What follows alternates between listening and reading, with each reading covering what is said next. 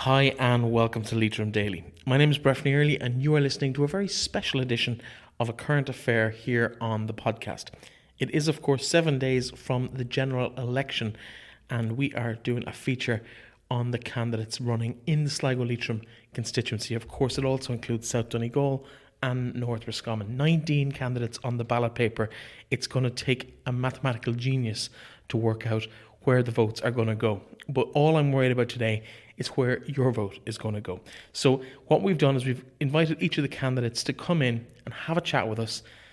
Relaxed, informal, just discussion about themselves, their background in politics, and I suppose their beliefs and their reasons for getting involved in this particular election and allowing their names to go forward for you and me to judge them and to make a decision on who we want to be our public representatives for the next Dáil period.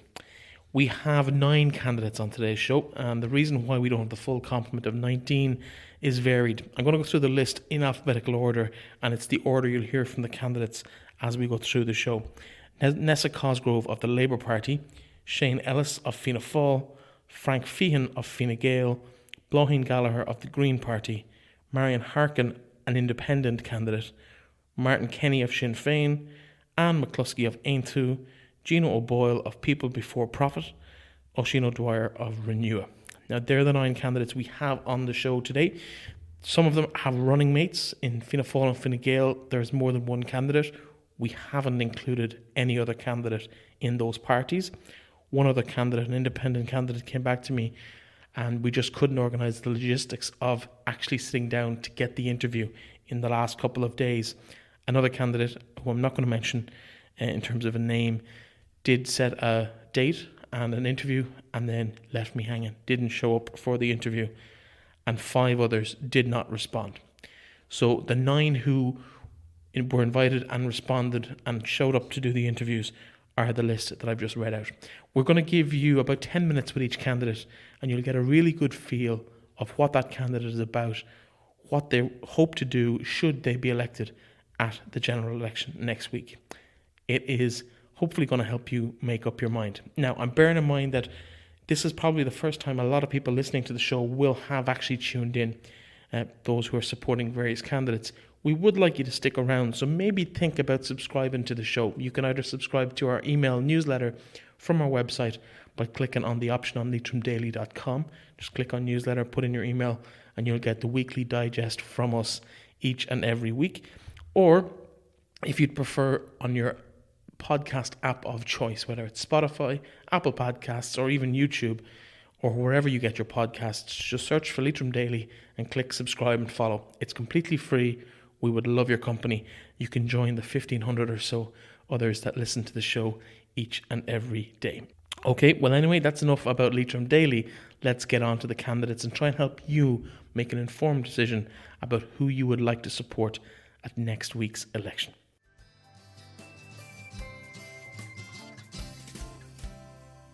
Now, she might have come in a lovely red coat, which matches the county she was born in and the party that she represents in this election. Nessa Cosgrove of the Labour Party, welcome to Leitrim Daily. Thanks for having me. Tell me a little bit about yourself, first of all. Who is Nessa Cosgrove? I'm from Cork, like you said. I'm from Bandon, Castleack actually. It's 3 miles outside Bandon. I suppose I'm living up here. I'm a youth worker. I'm a youth liaison worker. I'm living up here in the Northwest since 2001.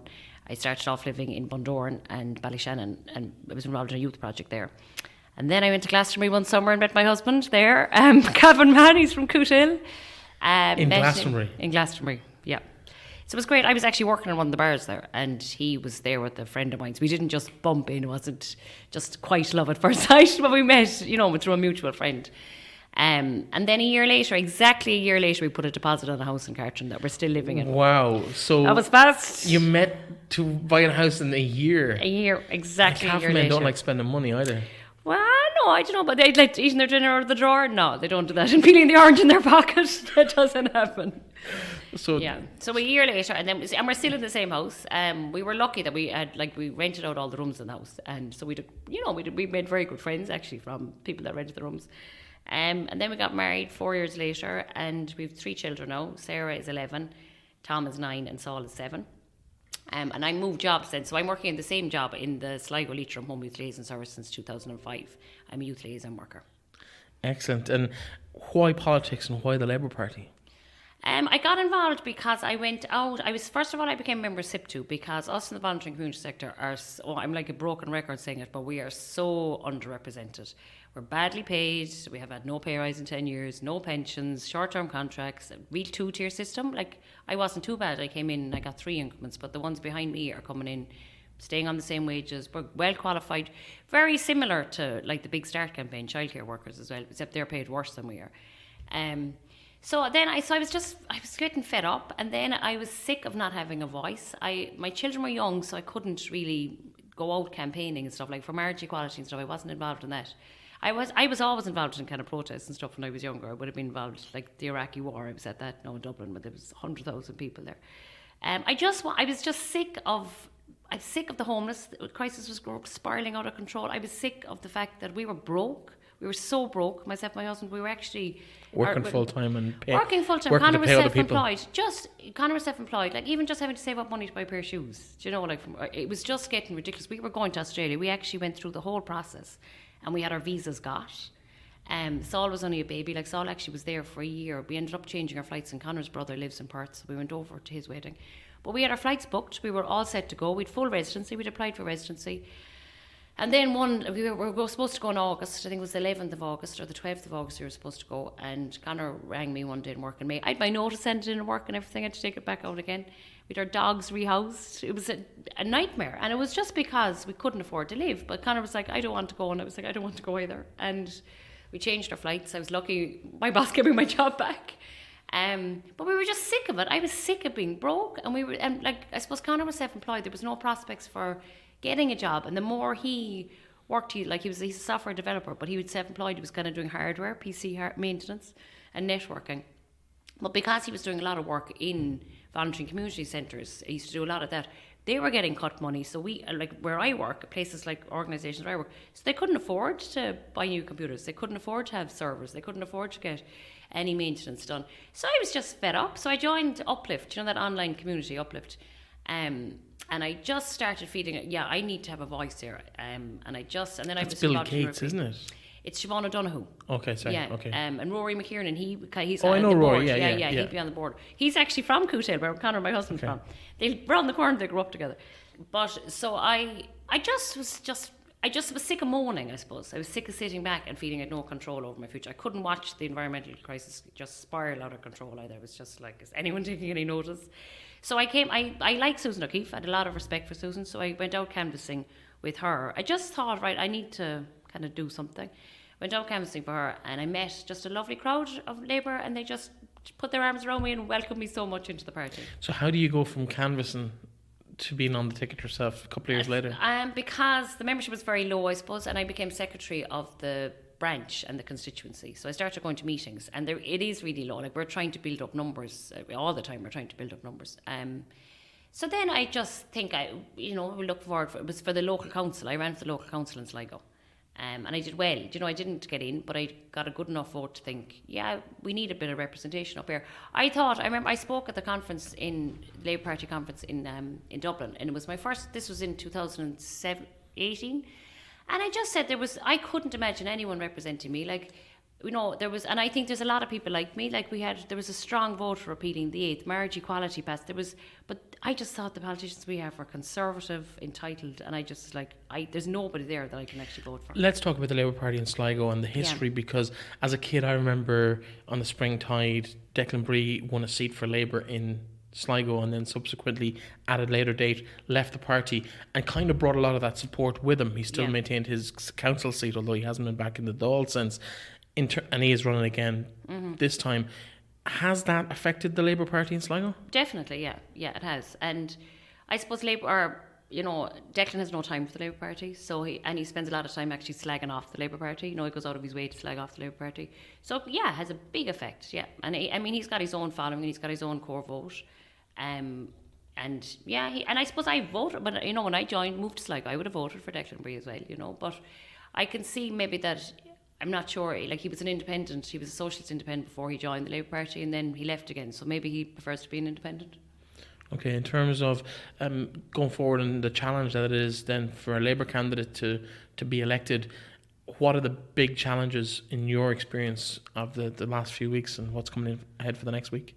It's very obvious that, like, even today we were on the Ocean FM debate this morning, and Thomas Walsh was saying, he was sitting beside me from Fine Gael, and he was saying he's got a canvassing team of 240, whereas I've got a canvassing team of about 8.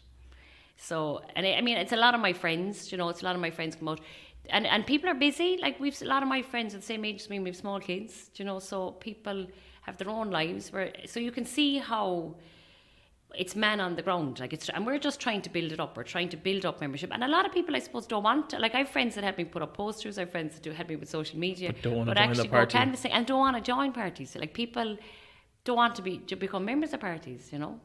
Yeah, absolutely. No, I get that completely. Let's talk about some of the policies that Labour want to enact if they're in government after the election. I suppose Labour want to just stop spending money. Like, we pay enough taxes, and just to spend money where it's supposed to be spent. So, like, in healthcare, roll out Sláinte Care. Like, it was a cross-party plan. It's a really good plan. Invest in primary care centres in rural communities, in all communities. I suppose for rural Ireland, to put enterprise centres like this hive here, it's amazing. Put these in towns, villages, put them into small villages, put all, like, counselling services, OT services, all, I would see it as all part of the primary care service, that they're all linked in. Have proper public transport. Like, and I can just see my parents, where they live in rural Ireland in Cork, that there's no public transport. If anything, my dad drives, my mum doesn't. If anything happened to my dad, mum's stuck. Like, there's no bus route. And this happens all over Ireland.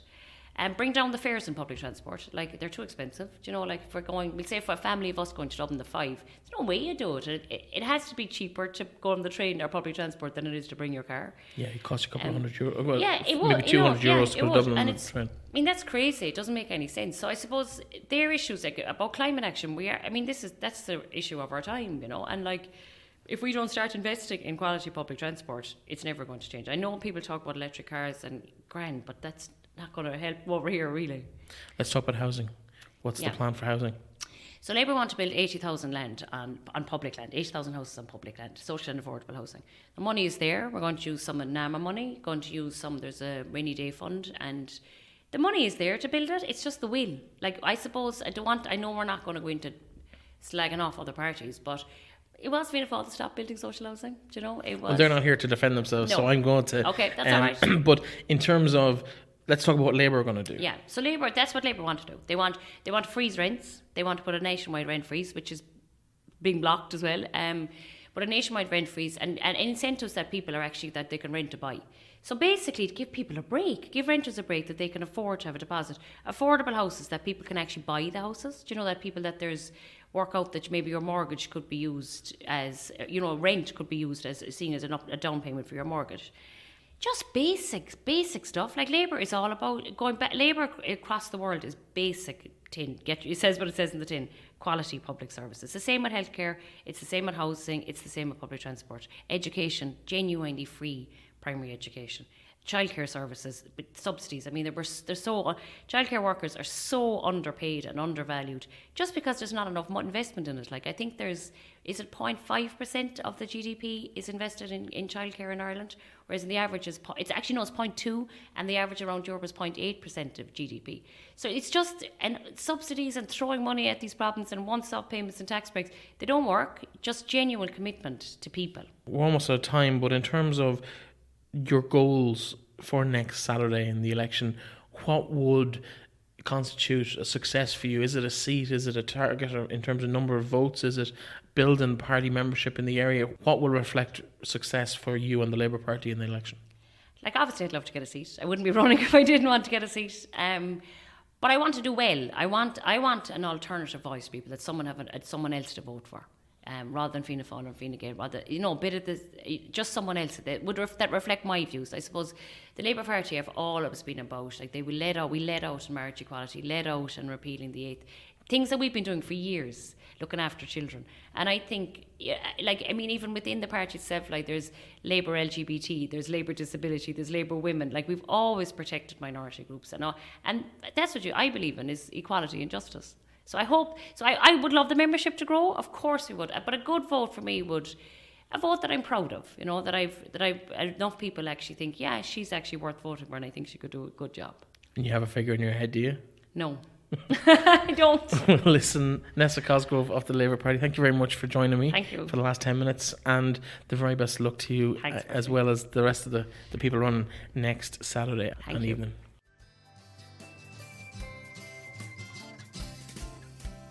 Now, the name Ellis needs no introduction, particularly when it comes to Fianna Fáil politics in County Leitrim, and I'm joined by Fianna Fáil candidate Shane Ellis. Shane, welcome to the show. Morning, Breifne. How are you? I'm great, and yourself? Very good. How's the campaign going? Campaign is going very good. It's very positive. Out in the doors, we're knocking doors, meeting people, and we're getting a great response. Let's have a little chat about you, and introduce yourself to people who might not be familiar with you and your background. Yeah, I'm Shane Ellis. I'm 37. I live in Feighan, in the south part of the county. I'm involved in agriculture and farming all my life. I went to college in Dublin. I studied business and marketing, and I came back to work in the agri-business on the farm at home. And I suppose politics, as we mentioned in the introduction, has never been far from your family's mind, at least. When did the interest in politics start, or has it always kind of been there, simmering over? It was always there. Like if you grow up in a political household like I did, it's never far from the door. My earliest memories is when we were young. We'd see Dad on a Monday before he'd go to county council meeting, and we'd see him on Friday evening when he come back from Dublin. They were our earliest memories. It was a great childhood. My mother was very, very good to us. She made a great job, I think, of bringing us up. Dad, when he was there, he was very good to us, very kind to us. We used to love his monthly clinic. He used to travel the county. He'd start in Mulvey's in Ballinaglare at 10:30. He'd finish in the Bush Hotel, or the Old County actually, at about 6 on a Saturday, the first Saturday of every month. So we used to love, that was our treat. If we got away with Dad for the Saturday, that was the treat, because you knew you got sweets in Mulvey's, you got sweets in Kilty when you got as far as Kilty, and if you were lucky you got a burger and chips when you got as far as Manor Hamilton. But there were good times. Yeah, it was good growing up in a house like that. The phone never stopped ringing. It was busy. Yeah, it was a good childhood, and it was a great introduction to politics. How does that compare to your own experience in the last month or so once the campaign kind of kicked off in earnest? Here, I love it. I love going out knocking doors. I love meeting the people. As I said, we're getting a great response. People see a need for change in Leitrim. They see the Ellis as having a name of delivering for Leitrim. That's something that we really see on the doors. And people see that they want representation. It's 13 years since we had a government TD in County Leitrim, that being my father. There hasn't been a government TD of any party in Leitrim in 13 years. If we don't elect a Leitrim TD this time, that's most likely going to be in government, will be another 5 years if it runs its full term. Without a TD, that's 18 years. Without a TD in County Leitrim, it's a full generation. And I think Leitrim need their fair slice of the cake. We're being left behind, and I'm there to stand up for the people of Leitrim. I'm asking them to give me their number one vote or their highest preference, and I will deliver for them, because we have been without representation. In terms of, I suppose Martin Kenny might disagree that they haven't been representing Leitrim, but that's another story. In terms of your own participation in politics and in the public sphere, you haven't been yourself directly involved in the council or in politics before. Is that an advantage or a disadvantage? It's a disadvantage in ways. Some people might see it, but I see it as an advantage, because anything I've been asked to do, I've delivered on. So far, the county council wasn't an option that I could go for. My uncle Keelan lives 3 doors up from me. Might split that vote. We could split the vote, yeah, but there's other candidates there within Fianna Fáil there as well, and we have a very good team of county councillors, and it wasn't an option that was available to me. In terms of this election, what are the main policies that are coming up on the doorsteps when you're meeting the people out and about? Yeah, a lot of what we're facing at the moment is the crisis within the beef sector. It's very rural here in County Leitrim and other parts of the constituency, Sligo, North Roscommon and South Donegal. It's heavily reliant on agriculture. That's coming up on the door. They need to support the suckler farmers. It's a big thing. We can see a major decline in the west of Ireland with sucklers at the moment. We need to reverse that trend, and Fianna Fáil are willing and have in their manifesto where we'll have a €200 suckler cow premium. Explain that to me now, because you've lost me on that one. So yeah, it's a subsidy. In other words, to produce cattle to the highest quality that we can and support an industry that is actually on its knees and in decline. It's very important that people realise that for every €1 that a farmer receives in payments and in sales of livestock and the whole lot creates a multiplier effect 4 times in the local community. So farming is a big thing with regard to the local community. So you mean that a farmer has an income, therefore he spends money in his shop and the pub and he all the spends various... it locally. A farmer will always tell you it goes in the left pocket and it goes out the right pocket. It doesn't stay too long with a farmer. he spends it. In terms of the campaign, talk to us about how the dynamics are going for you, because obviously a few things came out of left field that wouldn't have been expected. Fine Gael have lost a couple of candidates and replaced them with 2 other candidates, the original selectees, Jerry Reynolds, who would have been very local to you as well, in Ballinamore, this region. Is that a relief that Jerry's not in the campaign in terms of the local geopolitics? Well, not really, because we look at running our own campaign to our own remit. We have a system in place that we want to run, and it's working for us, and I'm very happy with that. Sad to see Jerry pull out, and Sinead Maguire as well. I know both of them. I've known Jared all my life. Personally, I've grown up with Jared and all his family in Ballinamore. They're good people. I'm sure Jared has business interests, which he couldn't give any more time to politics for, and I wish Jared the best with all his and Sinead with their future endeavours. In terms of, you mentioned the policy or the plan that you have for the campaign, I want to ask you, because as I look out the window here, we're based in Carrick and Shannon, I look out the window and I see posters for your running mate. Now, normally you would have a geographical division, which the obvious thing would be to give you Leitrim. Is there around the camp that we're seeing posters? I won't name them in this instance, but there are running mate posters over my shoulder. You can probably see them as we look out the window. Yeah, I can see them. No, there's no round the camp. There was a decision, would the constituency be split? It was a kind of a case that we may split it and we may not split it, and the 3 candidates came together and we decided if it wasn't going to be adhered to, that the boundaries weren't going to be held up, that we'd have open country, and the 3 candidates were quite happy with that. Is that in the best interest of Fianna Fáil or of the individual candidates? Here, everyone's looking for votes every place, so I think it's in the best interest of each candidate. But Fianna Fáil as a whole, I don't think we have any problem with the way it's going. What is the main issues that you're hearing? I know, Bashi, you talk about agriculture, but are there anything else that's coming up with housing? One-off housing is a massive, massive problem. We see it now. I think it's only 2 houses last year were granted planning permission in County Leitrim, maybe 3. It's a massive, massive issue. What we're seeing here now is I heard described last night at an IFA meeting of hustings in Sligo as rural genocide. I think it's a strong word, but it's very close to the point of what's going on. We're losing our communities. Our communities are dying on our feet, and it's because of one-off housing. We're losing our GA clubs. Breifne, as you know yourself, several GA clubs in this county are amalgamating at underage level. Even town teams are amalgamating with rural teams because they cannot put out teams. We're having a situation where we're losing our post offices. We're losing our schools. We're losing teachers in our schools.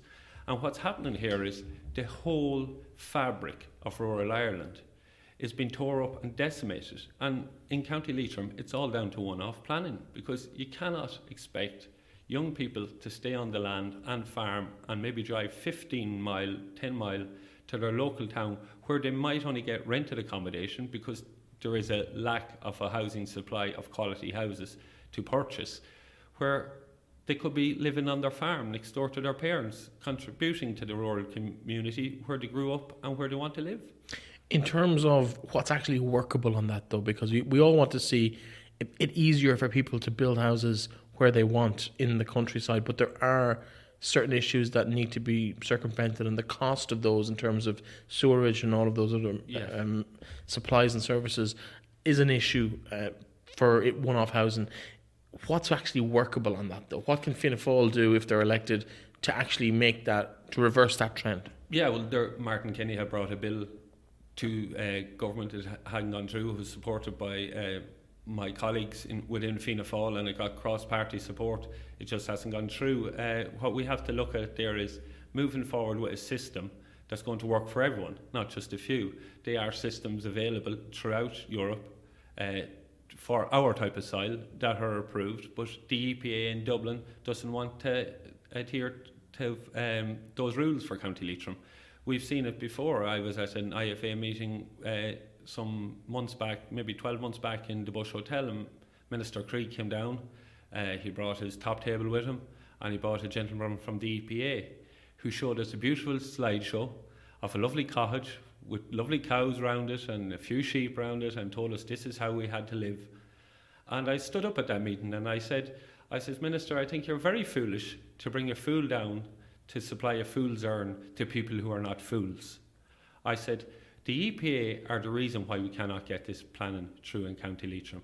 And what is happening when we are not getting our plannings through is what's going to happen is land abandonment. And what's going to happen then is forestry. Like, I do not mind a farmer planting a section of his land with native hardwood species, broadleaf species. I have no problem with that. But I have a big problem with this monoculture pine that we are getting now, which spruce that has been pushed upon us. I have in my possession a reply to a Dáil question from the EPA with regard to the pollution on our water courses from forestry. 16% of all water bodies in Ireland, and we have to remember some areas are heavily afforested and some have very, very little afforestation, but 16% of all water bodies, streams, lakes and rivers are polluted directly because of forestry. Now, I believe if that study was done in County Leitrim, it would be a lot higher. I think there's a study been done. We're recording this on Thursday, but tomorrow night, Friday, which will be before this airs, so people won't be able to go along, there is actually a launch by Save Leitrim, or is it Love Leitrim, on Friday night in the Bush Hotel. Save Leitrim, yeah. Yeah, so it's I think that's going to be part of that. So I think that study has been launched actually as people are listening to this, so they'll be able to find it online. What will success look like for Shane Ellis and for Fianna Fáil going forward in this general election? I hope to be elected. We're getting a very good response on the doors, as I said earlier. I believe people want change, they need change, and I think people would like to see a TD in Leitrim that's going to represent them as regard most likely a government TD. Because if you do not have a government TD shouting at the top table of government for you through the parliamentary party, you're not going to get out into your county.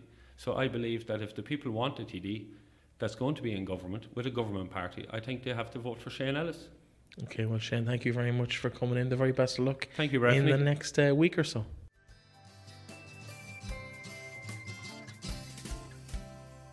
Now, next up, we are going to speak to Frank Feighan of Fine Gael, a current senator, a former TD for the region, and also obviously a councillor in the time before that. So you've been involved in politics for the last 20 odd years as a representative in the general region, and now runs for Fine Gael in the upcoming general election. Frank, welcome to the programme. Thank you very much, Breifne. First of all, is it Frank or Frankie? Well, a bit of both. I call myself Frank now and then, and most people call me Frankie. So it's Frank or Frankie, and sometimes... You've been called a lot worse. Well, I said, I will be called a lot worse. Let's talk about that 20 odd years, 2 decades in public service and public life. What has your experience been of being a public representative over the last 2 decades? I suppose I got into politics by chance. I had a bar and restaurant in Boyle. I had a newsagents and video shop in Boyle, and I was involved in football clubs and chamber commerce, and I'd be very close to Carrick and Shannon. And then in 1999 I was asked would I go for election for the local authority, and I got elected in the Boyle electoral area along with Charlie Hopkins, Jerry Garvey from Kilmore, and Kitty Degnan and John Cummins. And I was minding my own business, and then in 2001 I was asked to go for the general election, or the convention in the general election in Roscommon, Longford at the time. I didn't get on the ticket, and in 2002 then I went for the Senate, and I was in Senate from 2002 to 2007, and 2007 I went for Fine Gael in the general election for the constituency of Roscommon South Leitrim, and indeed it was Leitrim effectively that got me over the line to be in the Dáil for the 2 terms in 2007-2011. So I've enjoyed politics. There was 1 or 2 times that it wasn't as enjoyable, but it's great to have an appetite for politics, and I realise every morning I get up I'm in a very privileged position of representing the people, being a voice for the people, and I feel that I'm well placed now to be another strong advocate and a strong voice for the areas of Roscommon, Leitrim, South Donegal and Sligo.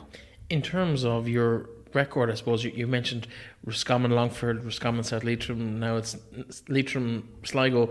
That must be a bit of a nightmare as a public representative to be constantly geographically been spread around such a vast area from Bundoran right down to Ballymahan. I suppose nothing is the same, and but that's just the way it is when you have changing constituencies, you have changing demographics, and we went from 160 seats to 158 back to 160. So I suppose areas such as this, which don't have a huge population, will always fall in with a bigger area. But I've been successful on any time I've ran for general election. You didn't run in 2016. Let's talk a little bit about that, because it's linked heavily to the Roscommon Hospital situation. What's your whole situation with that at the moment? Well, it was a very difficult time. The country was in peril. Roscommon Hospital A&E wasn't my issue, but it became an issue. And I could have walked, and people were shouting to resign and walk away, but I made the right decision, and the decision was to do what was best by medical science, to do what was best by what the experts were saying, that Roscommon A&E, with 10 people using it there, is simply unsafe. But there was a bigger issue than that, and the bigger issue was that should I have resigned in 2011, our country was in peril. It needed a stable government, and I'm so thankful now that I stayed in government, although it was a very, very difficult time, and certainly in County Roscommon it was a different climate than in Leitrim, and I really respect it. I'd walk down the street in Ballinamore or Mohill and Carrick-on-Shannon, and people would, from all sides, would say, "How are you, Frankie?" But in Roscommon they wanted me to resign, and there was a huge difficulty. But now I think deep down now, and the hospital now is, because I stayed in government, we have an air ambulance with advanced paramedics who saved hundreds of lives. You see it in County Leitrim and all over. We have the endoscopy in Roscommon. A lot of people from Leitrim now are going to Roscommon to get routine procedures. We're now going to have the rehab, which is rehab for the west of Ireland from Dunleary. And there's so much happening in Roscommon Hospital. There's over 500 people employed in the hospital. But most importantly, patients are safer and lives are being saved. And the only problem with Roscommon Hospital, I laugh now, is that it's so busy now, there's no car parking. And I suppose I'm responsible for that as well. But because I stayed in government, I was able to get a new primary care centre in Boyle and Ballinamore, and a new school in Ballinamore. But I was able to ensure there was a stable government. I was able to deliver to the people of the constituency in 5 very difficult years. Let's talk about Fine Gael for a moment, because locally it's been a tumultuous probably 12 months for the party in the region. They selected 2 candidates.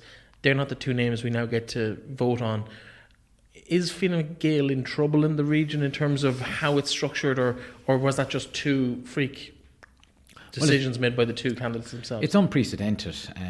I supported Jerry Reynolds at the convention a year and a half ago. In fairness, South Leitrim supported me, so we were in North Roscommon. And it was a wonderful night. We had 2 excellent candidates. Jerry Reynolds was well placed in South Leitrim, North Roscommon and South Sligo, and Sinead Maguire, who is from North Leitrim or from West Cavan. She was well placed. And then Jerry Reynolds stepped down, and I felt I was in a great position to take over from him, and he's given me huge support. And then Sinead Maguire stepped down. So this is unprecedented, and Thomas Walsh, who's a very good candidate as well from Ballygawley, has gone in there. So it hasn't been the ideal preparation for a general election, but we've 2 good candidates. We're working together. I have a record of delivering for the constituency. I'm up for this election, and I feel that I can deliver again in government.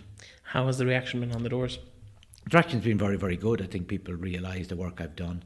I never stopped working, even when I wasn't going to general election since 2012, 2000. My office is in Boyle. I've had an office in Ballinamore, and been a wonderful pleasure to deal as an Oireachtas member in government. And I like to think working with the councillors on the ground as well in County Leitrim, that we certainly have a record of delivery that's second to none. As we're speaking to you today, the show goes out on Saturday, but we're speaking on Friday evening. It's the day that Brexit comes into effect legally. You were quoted last year as asking, could Ireland consider rejoining the Commonwealth? Is that something that you'd seriously consider as if you were back in government after the general election? Well, there's no votes out of it, but I have a huge interest. I've always had a huge interest in East-West and in North-South relations. I come from a very Republican background. My grandfather, James Feely, was commander of the IRA in North Roscommon, and he you know, so I believe the people fought for freedom in this country, but we set up institutions and we defended institutions in very, very difficult times. But I think we have to look, if we want to unite our people, we want to have a united Ireland, we have to think outside the box. And I was chair of the Good Friday Agreement in Leinster House. I'm still involved with the Good Friday Agreement. So I've been in every town, city and village in the island of Ireland, and certainly Northern Ireland. I visited dissident Republicans in Macquarie Prison. I've seen loyalist prisoners. So, and I've met all the various nationalists, and anybody from Sinn Fein or SDLP or Ulster Unionist Party or the DUP or the Alliance Party would actually say that Frank Feighan is independent. I'm able to work with all the various parties, and I think, you know, I genuinely want to unite our country. I genuinely want to unite Ireland, but I don't think people fully understand. You know, we're uniting our country. There will have to be a lot of, I won't say sacrifices, but there has to be. It's not a one-way street, and you know, if we want to invite 1 million unionists who think differently to us, have a different historical narrative to us, well, then we have to be prepared to stand up and welcome them, but also understand their history, understand their beliefs, and understand that they have a different view to a united Ireland than we have.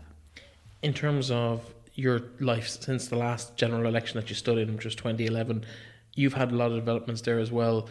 You've become a father in that time, in your 50s, which is no fair achievement. Yeah, I'm so thankful. I was in my office in 2012, and next thing, my wife, who teaches the home economics teachers in St Andrews, came into my office because there was a threat at St Andrews College, which is down in Lochgill in Sligo, was due to be closed. And I think I helped keep the school open. And 7 years later, we're married with 2 children, and we're so thankful. And it gives me a new outlook in life, and I suppose I'm much more relaxed in politics. There's a much more important aspect of my life, and there are 2 children, 2 wonderful children, Francesca, who's 3, and McDara, who's 3 months. And I'm so fortunate and so thankful to be in that situation. And so yeah, I'm so thankful. My wife is so thankful, and we're so blessed to have 2 wonderful children. Every candidate who comes in here has spoken about how tired they are as they near the last week of the campaign. It can't be easy with a 3-month-old in the house. No, and I suppose the Frank Feighan that was there 20 years ago isn't there now. You have to try to balance family life. But I'm very fortunate that, you know, it must be much, much difficult if I was a mother of young children trying to go for election. You were the Director of Elections for Maria Walsh in the MEP elections last year. Do you enjoy the cut and thrust of the election circus? I think most politicians would tell you they don't really look forward to elections, but when they happen, you give it your best foot forward. And there's a lot of members of all the various parties who have great enthusiasm, have great loyalty to their candidate, but great respect for other candidates and other parties. And so we're out there, we're there. I've been going now since last July in an election mode. When the election was called, 2.5 weeks into it now, you know, the next 7 days are going to be hugely significant, and hopefully you can get momentum to get you over the line. But I think when the election is over, the people will have spoken. The people are sovereign, and you hope that that they decide to vote for you. But I just one aspect that I've noticed: you see a Facebook out there, and you see real life, and Facebook doesn't reflect on real life. I've gone to doors in the last 4 or 5 weeks, and not one person has insulted me. You really appreciate that. People say, "Look, I'm not voting for Gael, or I'm not happy about pensions or health or something else, but you can have a good discussion with them at the doorstep and you can listen. But it shows how fundamentally sound the Irish people are and the Irish electorate are, and that's one thing I'm really thankful for. But as I said, if you're looking at Facebook and you see some of the comments, you kind of wonder what kind of people are out there. But they're not living in this constituency, or maybe they're hiding behind a keyboard. But I'm not seeing it at the door. I know most of my colleagues who are from all parties are of the same opinion. In terms of the general election, what will success look like for Frankie Feighan and Fine Gael when all the dust settles? I hope I get elected. I believe I have a lot to offer. I was on the front bench in Fine Gael in 2010. We've been in government for 9 years. I'm the only member out that front bench out of 21 that has never been Taoiseach minister or junior minister. I believe that my career was impacted by the Roscommon issue, and I believe now I'm well placed, if elected, to serve in government, serve either as junior minister or senior minister, and I believe that's what this constituency needs.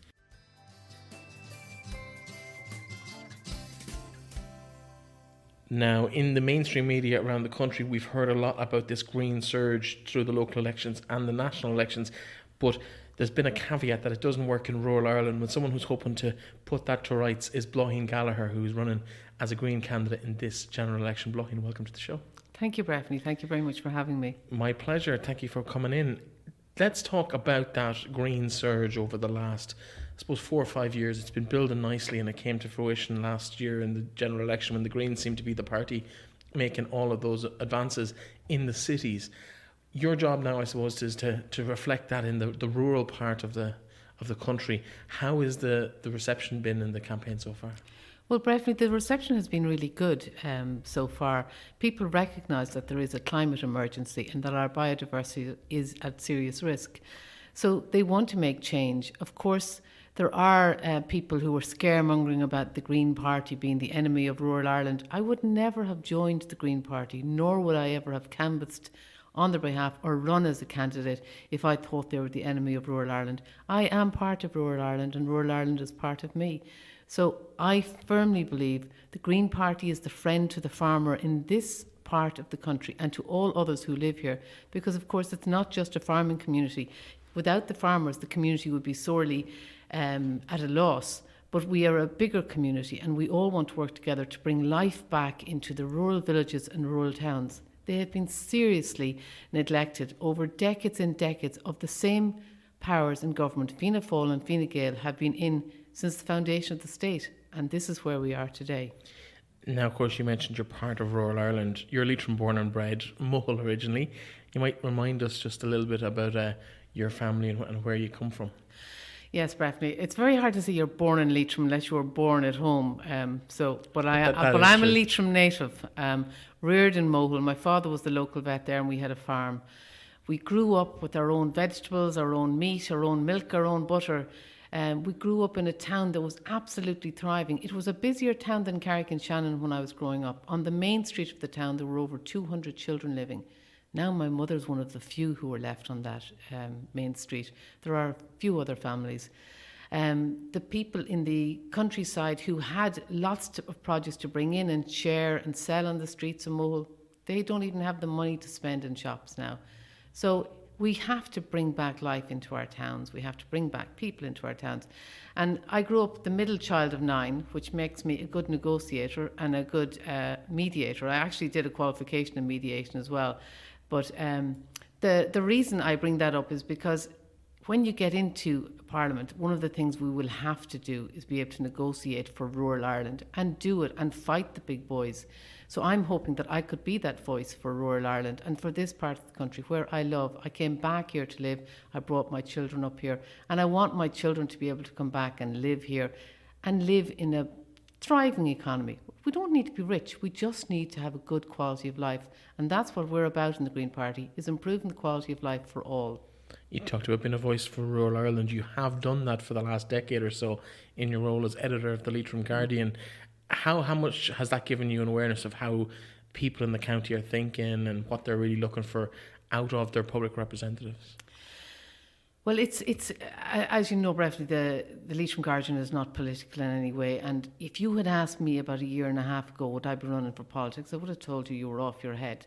But it wasn't really the Leitrim Guardian. But the Leitrim Guardian teaches me the community spirit that's in this county. We have people doing things for nothing all over this county, improving their society and not getting any recognition for it. And we need to start harnessing that energy and valuing it, because when you put a value on it, you value people and you also then improve the community. The Leitrim Guardian is an absolutely amazing publication. I'm so proud to be associated with it. I mean, every year I say, okay, I can't do it anymore because life is just so busy. But when the 50th edition happened and there was a fear that it would not exist anymore, I couldn't see that happen. It would be like a part of my childhood was gone. So together with the committee, we fought and kept it going. And, we've had it out this year and it was really successful. I think it's a great archive for Leitrim people to look back and see what they've achieved. I mean, if you think of Michael Fox, our founder, he was an ordinary man, a Garda, who just wanted to show Leitrim people how they could build their self-esteem and their self-confidence. And that's what we need to do, because you're much younger than me, Breifne, but I grew up with the butt of the jokes people would say to you when you say you're from Leitrim. I know, I got that too. Where are you from? What county is that in? So just on the turkey saying it didn't exist. Yeah, exactly. So I think we have beautiful people here, and it's great to bring people back, because when they come here, they realise the warmth and the welcome that you get here. You can nearly walk into a stranger's house in this county and put on the kettle and make a cup of tea for yourself, and they'd sit down and chat with you. As long as you made a cup of tea for them as well. No, exactly. In terms of the farmers, let's talk about some of the issues that you would find on the doorstep. What are the main issues that you've been getting? Because you'll obviously attract a lot of people who want to talk about the environment. Maybe Greta Thunberg gets mentioned a good bit on the doorstep. What have you been finding from the voters of the county? People are concerned about the climate, they're concerned about biodiversity, but most of all they're concerned about their own survival economically. We have to look at the farmers. The family farm is going to be decimated unless we do something. So we have to find a way to pay farmers for the great work they do. And in the Northwest, the farmer has not moved far from traditional practice. So I don't think it would be too difficult to bring them back into carbon sequestration. I mean, look at the hedgerows they have. Look at the grassland. I mean, the grassland isn't great, but the grass that we have in the ground is a good carbon sequester. You're going to have to explain that to me now, because you said it twice and I don't know what it means. Okay. So carbon sequestration. So in our soil and in our grass and in our trees, we store carbon. They're carbon sinks. Bogs, for example, are carbon sinks. There was a man last night, I was at a talk, and he was talking about this 15 centimetre depth of bogland is equal to the same in a rainforest. I mean, that's quite amazing when you think about that. And we're cutting down rainforests across the world to grow beef, to bring beef into Ireland. I mean, how crazy is that? When I was growing up, we had potatoes, vegetables and everything else. Do you know, Breifne, how many potatoes we're importing into this country every year? Oh, I have no idea, but it's got to be in the billions. No, it's about 78,000 tonnes of potatoes in a country that survived on potatoes. You don't count the individual potatoes. Yeah. Well, maybe you do, but I wasn't doing that. But if you look at that and you think, we grew potatoes growing up. Why are we doing that? Something is wrong. Somebody's making money, and I can tell you, the farmers will tell you it is not them. There are some very big businesses making a lot of money out of the farmer, but the farmer's not getting the money back. In terms of what you've been finding at the doors, in terms of support, the Green Party, as you mentioned at the top, haven't found the best experience in rural Ireland, and Leitrim is no exception to that. The previous general elections have been small in terms of a Green Party vote. Do you see that growing in this general election? I hope people have listened to me. I've been at the IFA and I've been at the INHFA meetings, and I spoke there about how the Green Party can be the friend of the farmer, because we are the ones who see that you need to make a change in rural Ireland and pay the ordinary farmer for what they're doing. Last night I said to them, why are you being lumped in with the big farmers with 1,000 herd of cattle and you expect to reduce your herd the same way? That's not possible. There has to be a separation, and we have to look at people. I mean, the current government has stopped convergence being how much farmers get paid for their land. And the Green Party would propose that we would start with a flat rate per hectare up to maybe 10 hectares and then front loading. And that would mean that there would be a more fair payment.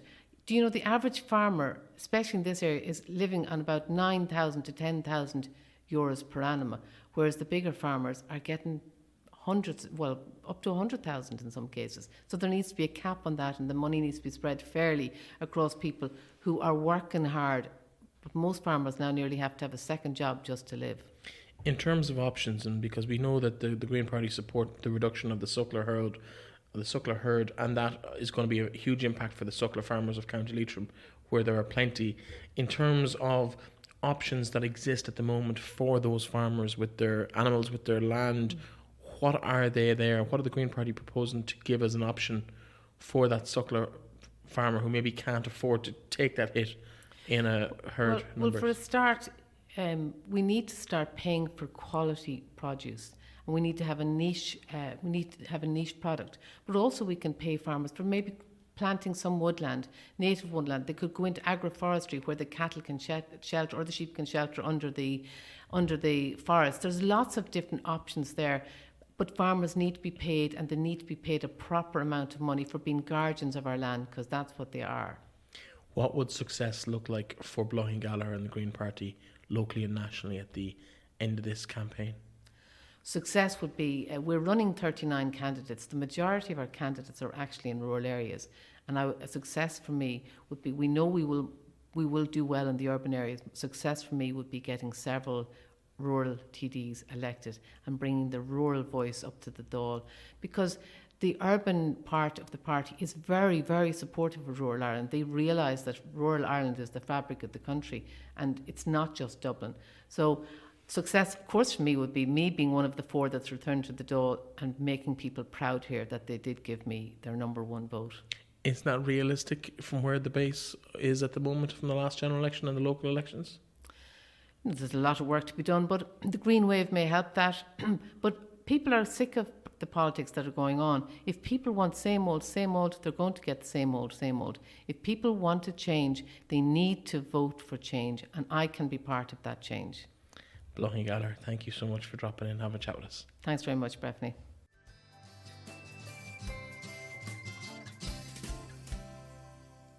Now, one of the last candidates to declare that they were running for a seat in Sligo Leitrim was independent politician Marian Harkin, a former MEP and a former TD in the general area. I can't remember if it was specifically this constituency or not, but well known politically around the region. Formerly of Manorhamilton, now residing in Sligo, her native Sligo. Marian, welcome to the programme. Thank you. Welcome back to the local politics, or the Irish politics, after a bit of a sojourn in Brussels. You probably don't need much of an introduction to some people, but tell us a bit about who you are and how you found yourself here. My name is Marian Harkin, formerly Gilmartin, from a place called Ballintroher, which is just about 2 miles from the Leitrim border, quite close to Dromahare. I lived my life there. I went to school in Treborcurry. I then taught for many years in the Mercy in Sligo.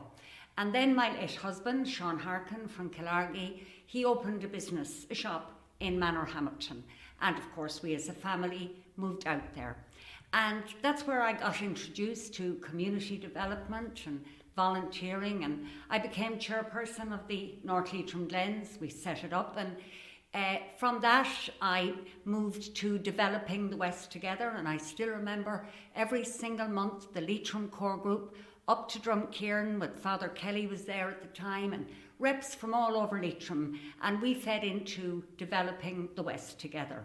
And that's where my interest in politics was sparked, because nobody in my family or my late husband's family had ever any involvement. So it was through that. And I suppose after that, I could see the European ideal of growing the regions. And that's where the phrase balanced regional development comes from. What that means in simple language is that the regions get their fair share. And actually even this week, the Taoiseach himself, Leo Varadkar, said, we don't have balanced regional development. Every party promises it. It's in all the manifestos, but it hasn't been delivered, and I've seen it for 30 years. So that's what brings me here to this point. I looked at this for the last 12 months. I retired from the European Parliament in July, but for 6-9 months before that, I've been talking to other independents. I think there is an appetite out there that perhaps after the election, we might be able to pull together a number of rural, regional independents, and that they could have a real influence on policy in the next government. Now, it's important I say to your listeners, there's no guarantees on that. But I've spoken to a lot of independents, I've worked with many of them, canvassed with them, different elections, especially in the West, and I think there's an appetite for that.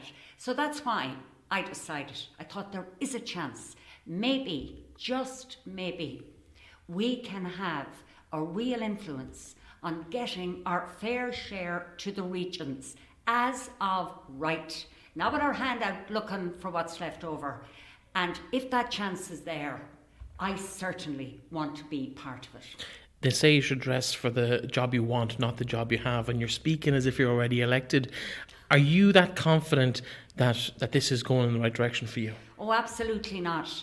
I always say, votes come in ones, no matter what election you run in.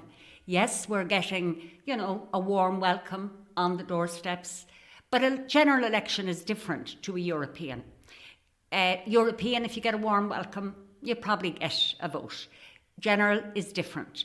Votes are much tighter, harder to get. People value their votes, and rightly so. And you have to ask for them. But look, I've thrown my hat in the ring. We're doing our very best, canvassing, talking to people, getting our message across. And I hope to be elected. And, sometimes there's an opportunity there.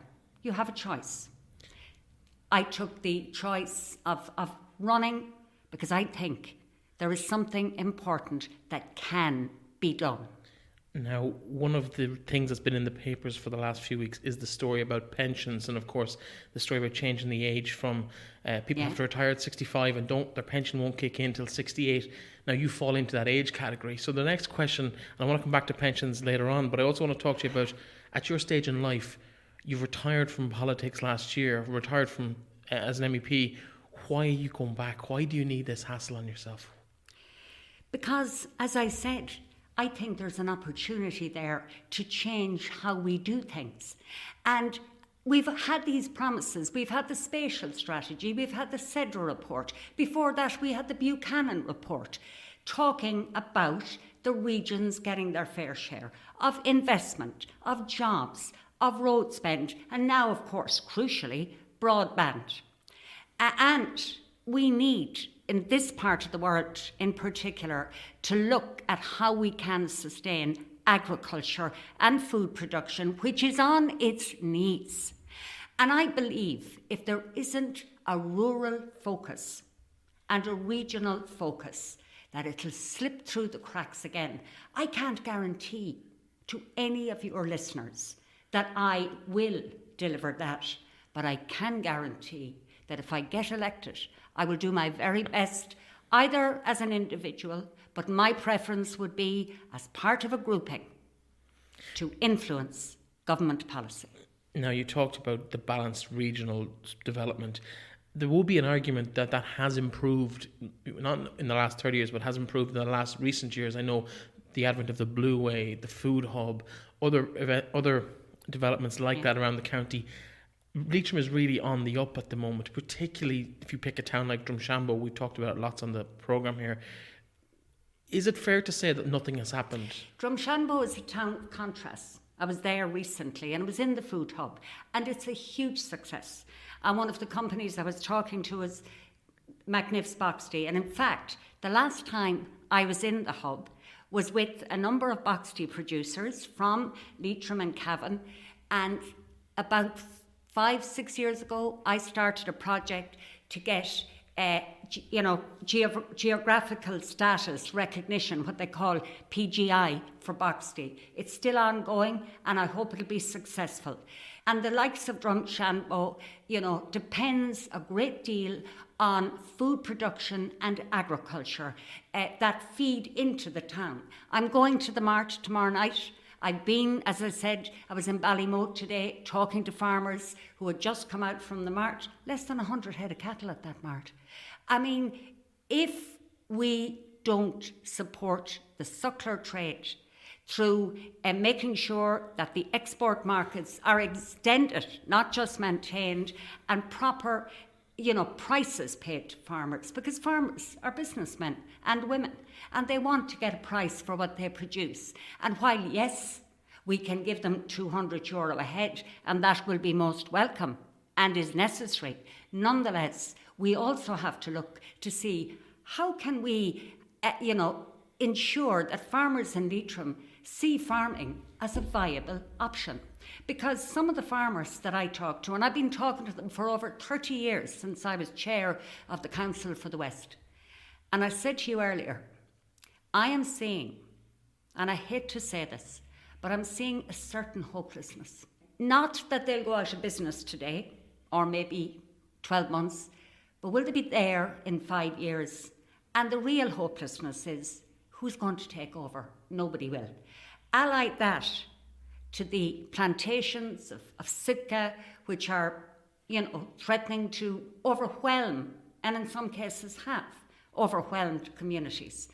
And you see why there is that sense out there. So what will success look like in the general election for Marian Harkin? Well, first of all, you have to be elected, and, I'm out there like every other candidate, hoping that I will be. Then that's difficult. But what's 10 times as difficult is then managing, hopefully, to be part of a grouping of rural TDs who would form part of the next government, whoever of the main parties have the most seats. I have no red lines on that. And being part of that and having a real influence from a rural perspective. If that were achieved, and that we could change things in that direction, it won't solve all of the problems. And I meet people every day on the canvas, and I love canvassing, because really you meet people, and you know something, you listen to people, and you get a sense of the reality, some of the stuff you miss. So I can't solve all of those problems, but what we could do is, I said earlier, as of right, get our fair share to these regions, so that we're not looking with the hand out to see what's left over when other regions have got their share. And that, to me, from day one, I talked about developing the West together. That's where I started. That's where I go back to. And that's why I decided, I've retired from the European Parliament, 15 years, 15 counties. Sometimes I was running to stand still, over and back to Brussels every week. And I thought, if there's a chance of this, if I thought there was no chance of this, I wouldn't run. I'd leave it to someone else. You mentioned 15 years in Brussels, and I suppose there is a rumour that's been circulating around about that you're in this for financial reasons, that you've got pensions coming out of every pot going. Talk to us about the financial reality of your pension situation. Well, first of all, as an independent, I finance an election campaign. I don't fundraise. I never ask anyone for money. So, to actually finance a campaign is costly. But that's what I decided to do. Pensions. I've not spoken about this for 11 years, since 2009, because it was my own business. But it has come to my attention. I thought it was just one political party, but now I discovered it's two, because maybe they think it's a good way to get at me. They're going round door to door and saying, Marian Harkin it started at 2, it increased to 3, and now they're going around saying I have 4 pensions. Well, let me tell you, since 2009, and I was the first MEP to do it, some followed suit and some did not. I returned my pension to the Irish state. I'm carrying them with me. 5 certificates in my handbag, and I have it on emails on my phone from the Department of Finance saying that I gifted over €220,000 to the Irish state. Because, do you know why? I believed I had a good salary, I had good expenses, other people were paying pension levies, we had the crash, and I looked around me and I thought, do you know, I'm not going to take this. I did that for 6 years, and for the last 5, I gave money to carers and some disability groups over 15 counties. Now, I'm not talking about this now, except for the fact that there's vicious, untrue rumours circulating throughout the constituency about Marian Harkin going for another pension. That is simply not the case. And what I have promised to do is, if I am elected, whatever pension the Irish state pays me for my work in Europe, whatever it is, I don't even know what it might be. Whatever it is, I will give it to carers groups, just like I have been, and every year I'll put it on my website so that people can see it. You know something? I hated talking about this. My canvassers pushed me, they said, Marian, you must address it. I never spoke about it in 11 years because it was what I was doing, because I thought it was the right thing. But I've got to the point where too many people are coming up to me, and it angers me hugely, and I'll tell you why.